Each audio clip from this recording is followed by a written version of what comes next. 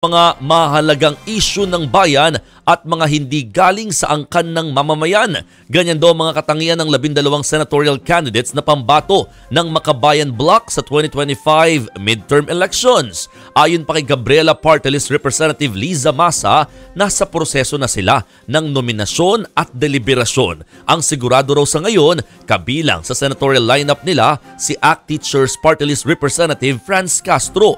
Bukas naman daw Makabayan Bloc na makipag-alyansa sa ibang partidong pareho ng kanilang mga ipinaglalaban. Noong nakarang linggo, sinabi naman ng Partido Liberal na hindi nila bubuuin ang 12 senatorial lineup. Sa ngayon, meron na raw silang 4 na pangalan pero hindi pa rin nila ito binabanggit. Nauna nang sinabi ni LP spokesperson Leila De Lima na sina dating Senador Kiko Pangilinan, Bam Aquino at Attorney Shell Diokno ang kanilang initial senatorial candidates. Yan ang aabangan kung magsasama-sama mga totoong oposisyon. Ang sigurado, hindi raw makikipag-alyansa ang LP sa mga pambato ng Administrasyong Marcos Jr.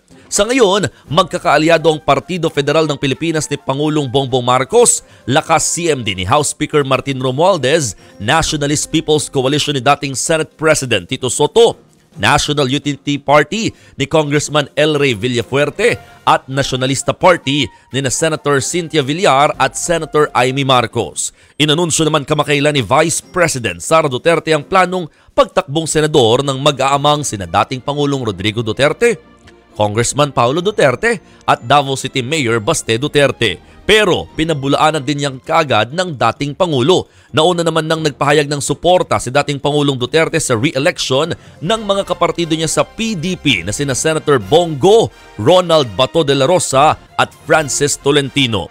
Nag-anunsyo na rin kakandidato ang aktor na si Philip Salvador sa ilalim ng PDP.